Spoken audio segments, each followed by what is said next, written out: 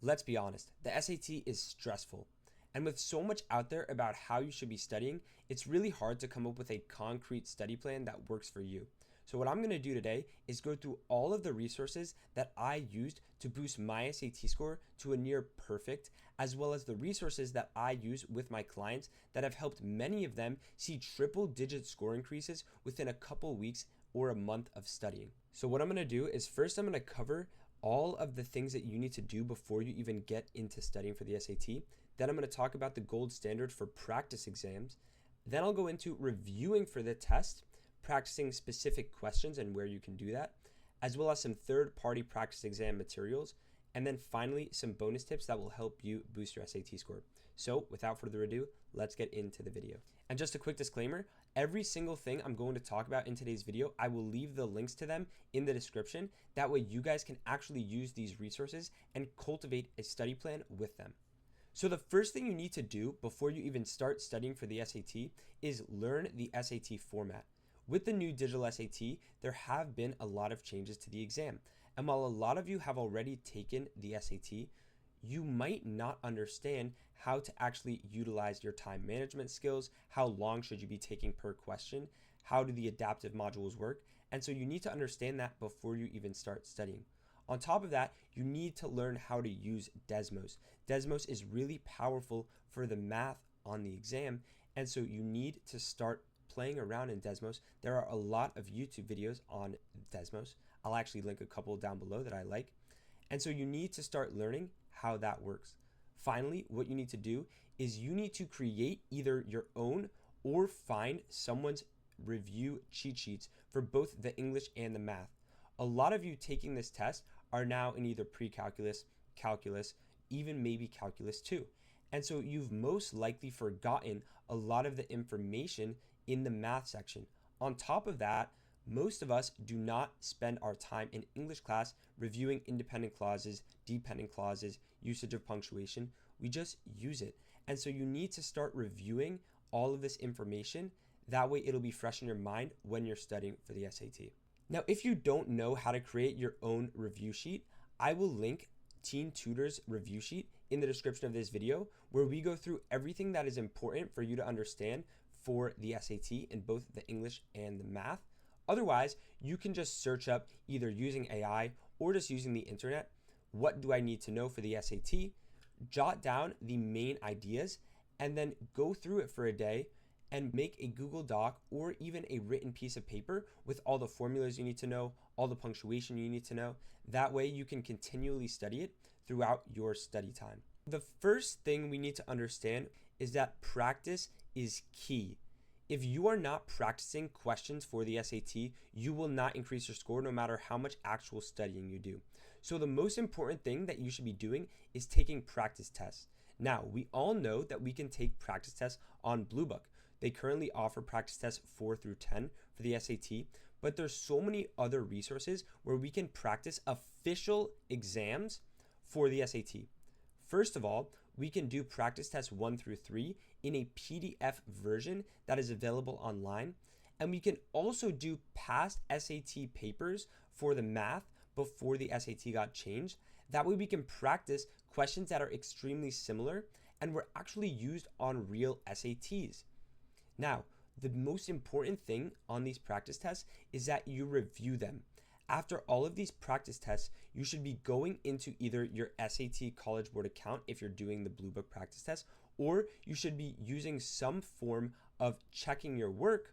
That way you can actually understand where you're making your mistakes and you can capitalize on these issues so that you don't make the same errors on test day. So once you take a BlueBook practice test, you should be checking your practice tests before you actually do any other practice tests. A lot of people will just start taking practice tests on one day. The next day they're taking another practice test. The next day they're taking another practice. And first of all, you're going to experience a lot of burnout. But second of all, you're not actually learning when you do that. If I take a practice test one day and don't even look at what I got wrong, and then I take another one the next day, I'm not going to change my score at all. I'm not going to improve my score. The best SAT test taker is one that doesn't get the same question wrong twice. If you consistently see that you're struggling on specific types of questions, you need to study it very, very hard. That way on test day, you don't make those same mistakes. It's very important for you to realize these patterns in your errors. That way you can correct them and make your SAT score as large as it can be.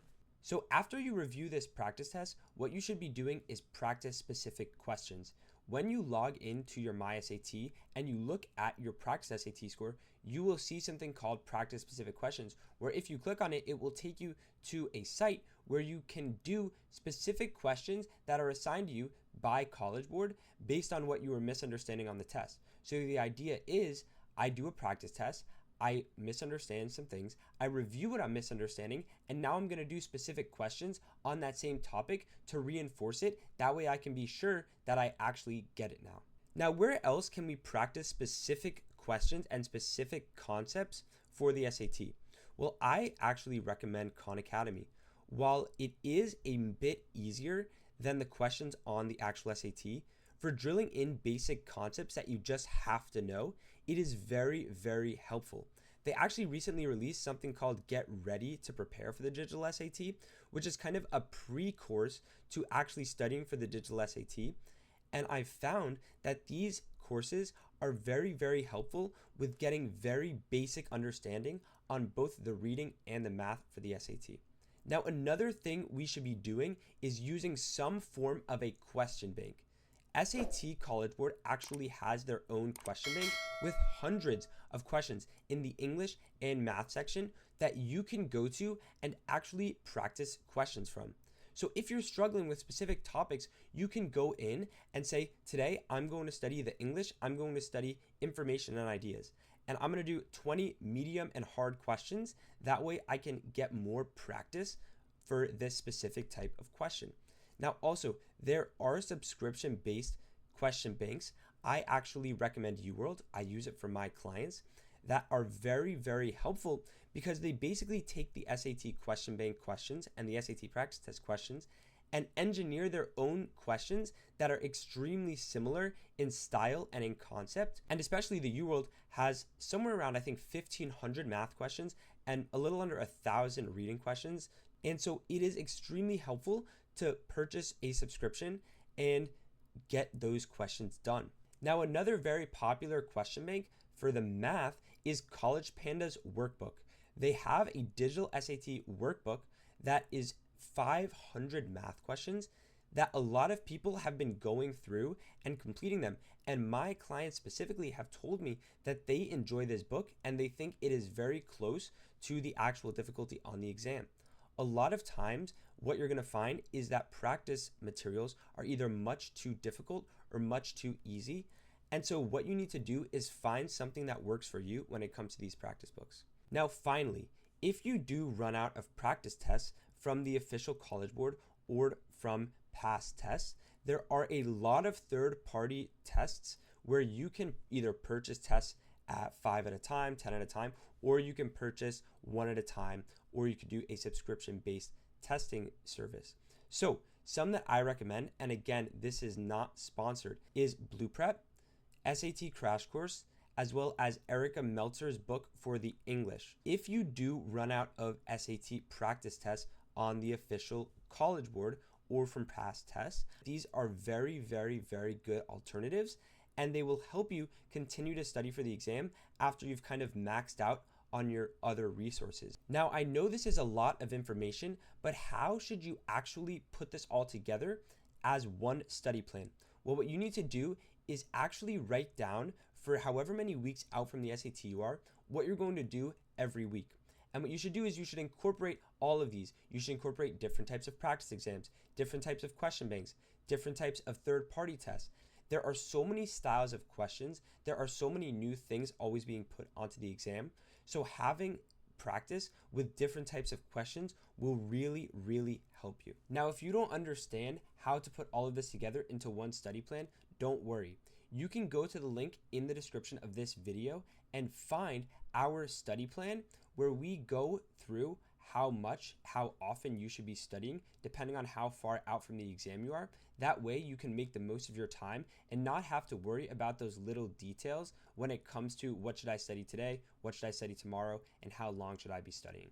So to recap, what you should do to study for the SAT is first get the basics down, then start taking some practice tests and really reviewing them every time you're taking them. You should also then be doing specific questions tailored to what you're confused on. And finally, you should be doing some third-party practice tests if you do run out of the original practice tests. That way you can continue to prepare even after you've maxed out your practice. Thank you guys for watching this video. We hope you enjoyed. And if you want to see more SAT related content, you can click on our channel and watch all the other videos we have for the SAT, or feel free to leave a comment on what else you want us to cover. Most importantly, make sure to like and subscribe to the channel. These videos take a long time to make, and I do them because I want to help you guys. So the least you could do is help me out by leaving a like and subscribing to the channel. Thank you guys, and I'll see you next time.